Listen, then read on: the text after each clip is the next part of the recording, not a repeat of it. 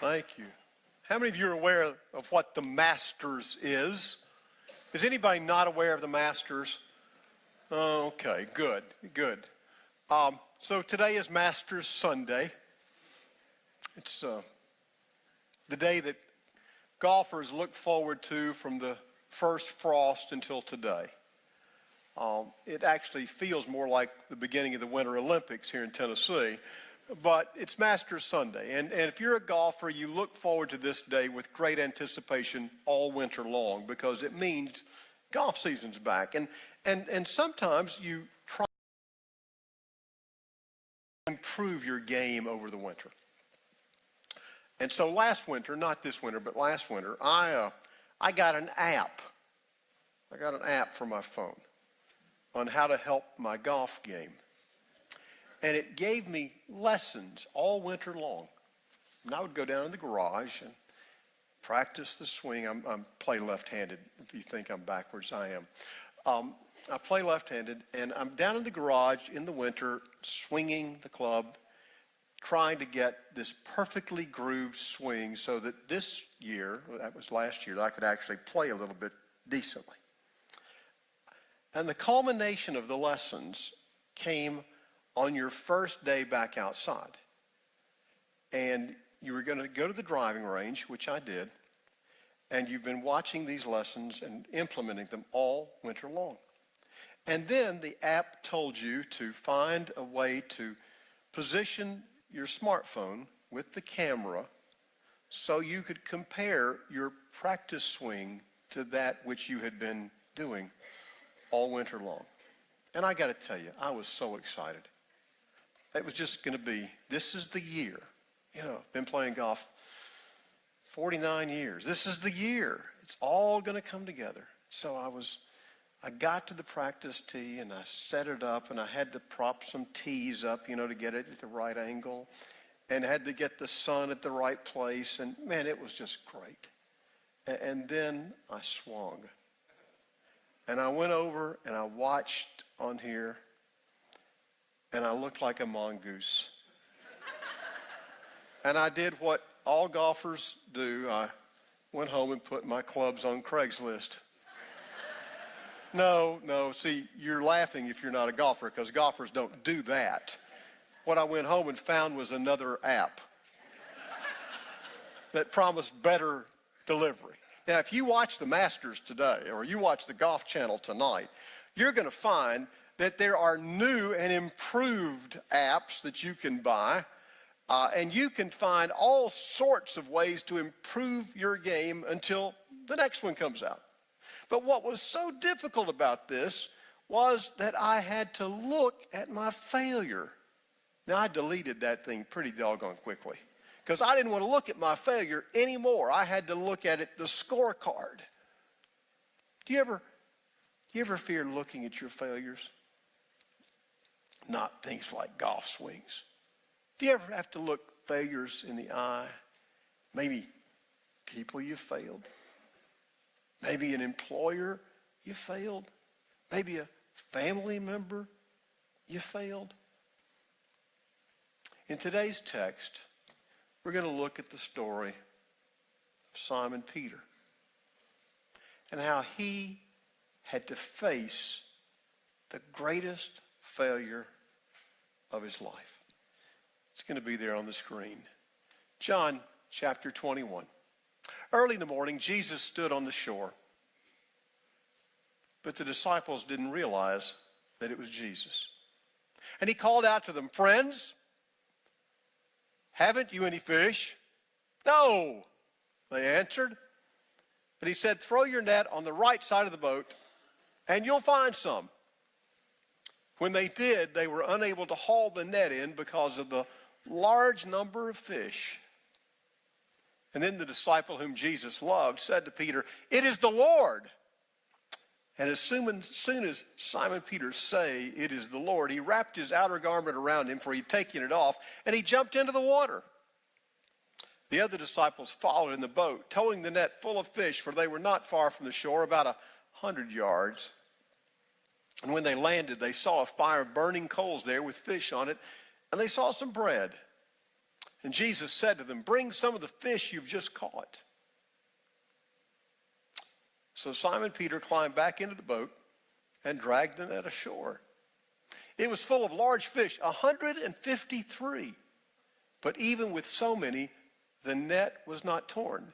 Jesus said to them, come and have breakfast. None of the disciples dared ask him, who are you? They knew it was the Lord.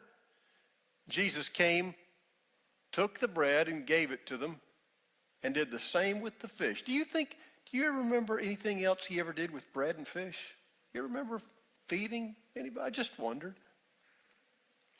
This was now the third time Jesus appeared to his disciples after he was raised from the dead. When they had finished eating, Jesus said to Simon Peter, Simon, son of John, do you love me more than these? Yes, Lord, you know that I love you. And Jesus said, feed my lambs. And again Jesus said, Simon, son of John, do you love me? And he answered, yes, Lord, you know that I love you. And Jesus said, take care of my sheep. And the third time he said to him, Simon, son of John, do you love me?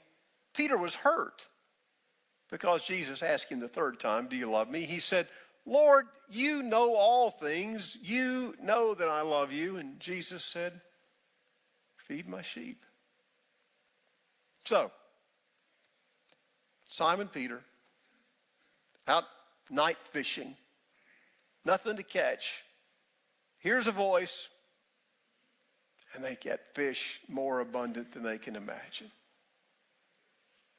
And Simon's excited. Just like always, he goes running. He always goes running. And they eat. And then, Simon, let's talk.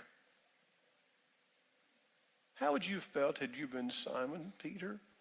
How would you have felt if you're going to have to look your failure in the eye? How would you have felt if you're going to have to look at those nail prints in his hand? How would you feel? What kind of trepidation would there be within your body? What kind of dread would there be as you had to face the greatest failure of your life? Simon, let's talk. And talk they did. There were so many things Jesus could have said. Why'd you do it? Why'd you do it, Simon? Simon, could you have even thought about maybe being brave for once? Simon, how in the world could you be such a coward? Simon, do you know how it felt to have a nail go through your hands and your feet? But he says, do you love me? Not once, not twice, but thrice. Do you love me? Just as you know, just like Simon denied him 3 times. Why does Jesus go there at all? Why does he go to Galilee at all? Why not go to the temple and find the high priest and say, hey, I'm back? Why not go see Pilate and say, Pilate, guess what? It didn't work. Why not go to Rome? Why not go to the Colosseum in Rome and say, here I am? I don't know. But he goes to the people he loved most, but who failed him most. And Peter has to look his failure right smack in the eye. What are we going to learn about this today? I want us to learn 2 things. First of all, there is no deeper commitment in life than to love somebody completely. Jesus did not love incompletely. He did not love partially. He did not love only on good days.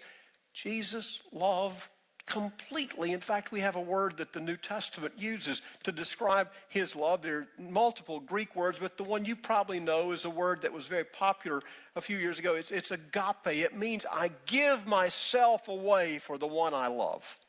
It's not just a friendly love. It's a deep, emptying love, and it's expressed so beautifully in Philippians chapter 2. If you ever read verses 5 through 11, where the Bible talks about how Jesus came from heaven became subject to the limitations of man. In fact, it says he became nothing because of love. So the deepest, most important thing we can ever do or express is to love completely. And that means that we will, if we love completely, somebody will fail us. So what do we do then? Well, one of the characteristics of this love is our ability, and I want you to see there's something here. There's 2 points I want to see within this. There's our ability to ask for a second chance, and there's our ability to grant a second chance. Now, some of us are very, very good at asking for second chances. And some of us are good at granting second chances. But the whole nature here of this business of love is both. It's illogical. It's illogical that Jesus will give Simon a second chance. Why in the world would you give a guy a chance who tried to walk on water and couldn't, who wanted to stay on a mountaintop and build tents and you told him no? Why in the world would you give a guy another chance who publicly rebuked you, remember that, in front of your other students? Why would you give a guy another chance when he denied you in the toughest moment of life? Why would you continue to give this guy another chance? It is illogical, but the Bible is illogical. The Bible tells us of a shepherd who has 100 sheep and one gets lost, and he risked the other 99 to go find that one. It's illogical. The Old Testament is illogical as Israel, time after time after time, fails God's commands, teachings, and God just keeps giving them another chance and another chance and another chance. And Jesus comes along and compounds it all and gives even more chances. It is completely and totally illogical. I had a wreck about almost 2 years ago. Beautiful summer day. I was driving down Stone Drive. Just a nice day. It was a Friday morning about 8 o'clock. And I got rear-ended. Isn't that a fun thing to get? You know, you're just driving along and all of a sudden, crash. And the guy who rear-ended me gets out of the car and tries to talk me out of calling the police. And I said, well, you know, thank goodness before I called them, somebody else called. They saw it. I said, why don't you want me to call the police? Well, I don't have a license. Oh, great. Why don't you have a license? Well, I've had about 3 DUIs. Oh, great. And you know what? If you don't have a license, guess what else you don't have? There you go. No insurance. And the officers of the law came and in fact, one of our own church members showed up. And he was sort of surprised to see me, but it was a nice time to visit. And the fellow who hit me began talking about it. I just said, why were you, when he told me he had the 3 DUIs, I started telling him about our recovery ministry. And, you know, I'm serious because I thought maybe we can help. But he went on to tell me, I said, why are you driving without a license? Well, my heart's not doing too good, and I was on the way to the hospital to have a heart test, which is a great story if you're in a crunch, I got to tell you. He said, I can't go to jail, I got to go to the hospital, which seemed to work. But anyway, that was in August of 2015. About July of 2016, I get a phone call. Could you please come? In fact, I got a summons. Could you please come to court? I thought, what have I done? Well, the guy who hit me denied he hit me. He said somebody else stole his identity. Now, are you going to steal somebody's identity who doesn't have a driver's license and doesn't have insurance? You know, the odds weren't real good. So I go to court. And the young fella from the DA's office comes and says, can you identify him? And I said, he was a man. Does anybody in this room look like him? I said, all the males. That's all I remember. I said, why? He said, because he's denying he hit you. I said, what are we doing? He said, we've given him about 17 chances, and we don't want him on the road anymore. You know what? I didn't want him on the road either. Second chances. How many second chances has God given me? You know what? If I'd have been crucified, and Peter denied me, and the others ran and hid, and I came back, I'd have gotten a whole new crew of disciples, wouldn't you? I'd have figured there's no way anybody could do worse than these 12 have. I mean, they run at the first sign of danger. They never seem to understand. And they deny ever knowing you when crunch time comes. Wouldn't you have found a different crew of disciples? I would have figured, you know what, I may just have 40 days left on earth, but I'm going to find some people who are going to fill the reputation and the job a little bit better than these guys. James and John always blowing up, always got a temper tantrum. Thomas is always doubting. Peter's always denying. I'm just going to get a whole new crew. But he doesn't.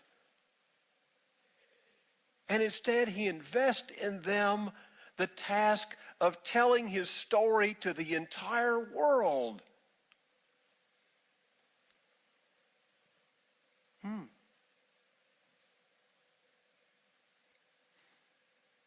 Would you have given them another chance?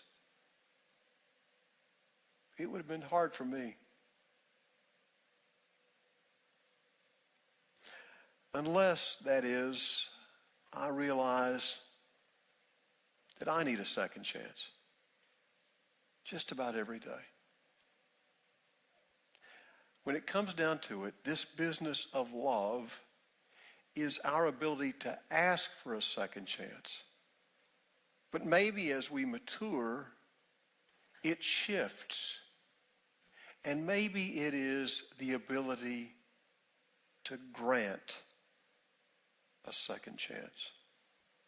And maybe when I begin thinking about it like that, I might put it in a different frame of reference.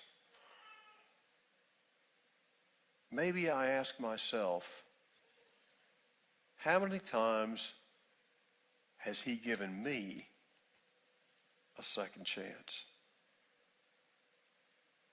And maybe, just maybe, I'll grant them one too.